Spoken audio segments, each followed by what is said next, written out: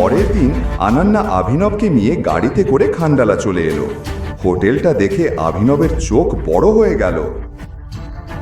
তোমার পুরো পরিবারে হয়তো তুমিই একমাত্র যে এত বড় একটা হোটেলের মধ্যে পা রাখার সুযোগ পাচ্ছ। ঠিক তখনই অনন্যার কলেজের বেয়াদব ধনী বন্ধুবান্ধবরা সেখানে এসে হাজির হলো। তাদের মধ্যে রাজ নামের একটি অহংকারী ছেলেও ছিল, যে সবসময় অনন্যাকে ইমপ্রেস করার চেষ্টা করত। অনন্যা, এটা কি? তুই কি এই ট্রিপে স্বামীর বদলে নিজের চাকরটা এনেছিস?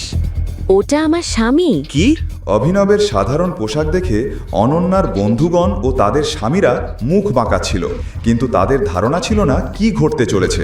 তখনই হোটেল ম্যানেজার এসে বলল, এক্সকিউজ মি স্যার, আকরম স্যারের পার্টি সন্ধ্যায়, তাই এখন লাঞ্চ আর ড্রিঙ্কসের বিল আপনাদের তরফ থেকেই পে করতে হবে। ওয়েটার যখন মেনু কার্ড নিয়ে এলো, তখন আরিয়ান নামের একটি ছেলে অভিনবকে ফাঁদে ফেলতে ঘোষণা করে, হে সবাই, আজ বিলটা অভিনবই দেবে। আমি এমন কিছুই বলিনি। চল সবাই তালি।